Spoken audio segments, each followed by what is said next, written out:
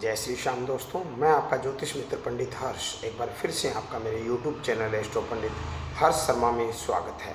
बड़े ही सरल तरीके से ज्योतिष को जानेंगे और समझेंगे। मित्रों, आज का हमारा चर्चा का विषय रहने वाला है मांगलिक दोष और उसे दूर करने के उपाय जानेंगे। इसी के विषय में जुड़े रहिए मेरे इस YouTube वीडियो के साथ में अंत तक। आइए मित्रों, जानते हैं मांगलिक दोष दूर करने के कुछ उपाय।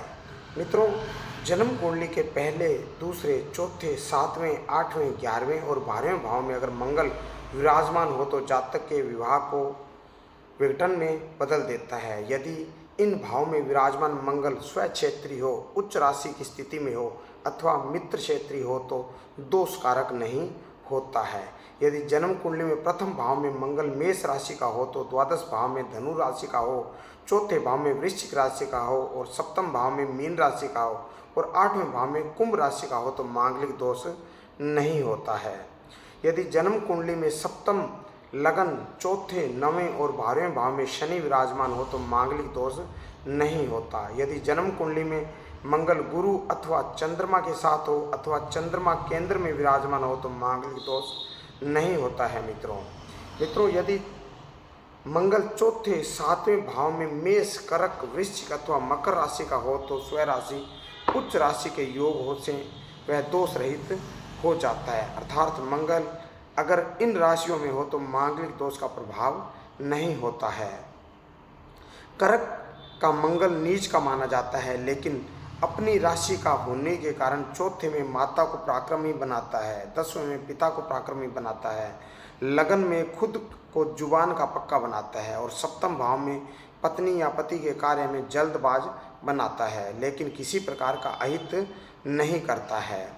केंद्र और त्रिकोण भाव में यदि शुभ ग्रह हो तो तृतीय, छठा एवं एकादश भाव में पाप ग्रह तथा सप्तम भाव का स्वामी सप्तम में विराजमान हो तो मांगलिक दोष का प्रभाव नहीं होता है। वर अथवा कन्या की कुंडली में मंगल, शनि या अन्य पाप ग्रह एक जैसी स्थिति में विराजमान हो तो मांगलिक दोष नहीं लगता है। यदि वर कन्या दोनों की जन्म कुंडली में समान भाव में मंगल अथवा कुंडली के समान भाव जैसे कोई अन्य पाप ग्रह बैठे हो तो वह मांगलिक दोष नहीं लगता। ऐसा विवाह शुभ प्रद व दीर्घायु देने वाला और पुत्र पौत्र आदि को प्रदान कराने वाला माना जाता है। मांगलिक और गैर मांगलिक वर वधू का विवाह विनाशकारी होता है। मित्रों, यदि वर कन्या से केवल किसी एक की जन्म कुंडली में ही उक्त प्रकार का मंगल विराजमान हो तो दूसरे की कुंडली में नहीं हो तो इसका सर्वथा विपरीत प्रभाव ही समझना चाहिए अथवा वह स्थिति दोषपूर्ण ही होती है। यदि मंगल अशुभ भाव में हो तो वह भी विवाह नहीं करना चाहिए, परंतु यदि गुण अधिक मिलते हो, वर कन्या दोनों ही मंगली हो तो विवाह करना शुभ होता है। लगन दूसरे, चतुर्थ, सप्तम भाव और 12वें भाव में मंगल के लिए वैदिक उपाय बता रहा हूँ। सबसे पहला उपाय तो मांगलिक जातक को मांगलिक जातक की कन्या के साथ ही शादी करनी चाहिए और उपयुक्त कारण अगर मिलते हो तो दूसरे में देखना चाहिए कि मंगल को शनि के द्वारा कहीं दृष्टि तो नहीं दी गई है। कारण शनि ठंडा ग्रह है और जातक के मंगल को शांत रखने के लिए काफ़ी हद तक अपना कार्य करता है। दूसरे, पति की कुंडली में मंगल असर कारक है, पत्नी की कुंडली में मंगल असर कारक नहीं तो शादी नहीं करनी चाहिए। मित्रों, वैसे मांगलिक पति और पत्नी को शादी के बाद लाल वस्त्र पहनकर तांबे के लोटे में चावल भरने के बाद लोटे पर सफ़ेद चंदन को पोतकर एक लाल फूल और 1 रुपया लोटे पर रखकर पास के किसी हनुमान मंदिर में रखकर आना चाहिए। चांदी की चौकोर डिब्बी में शहद भरकर रखने से भी मंगल का असर कम हो जाता है। घर में आने वाले मेहमानों को मिठाई खिलाने से भी मंगल का असर कम रहता है। मित्रों, मंगल, शनि और चंद्र को मिलाकर दान करने से भी फायदा मिलता है।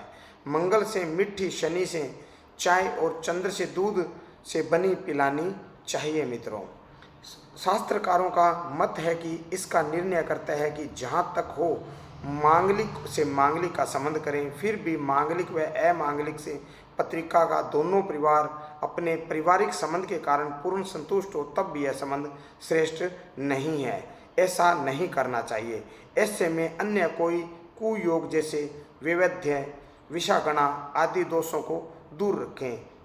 यदि ऐसी स्थिति हो तो पिप्पल विवाह, कुंभ विवाह, शालिग्राम विवाह तथा मंगल यंत्र का पूजन आदि करा के कन्या का संबंध अच्छे ग्रह योग वाले वर से हम कर सकते हैं। मंगला गौरी की पूजा भी इसमें हो सकती है।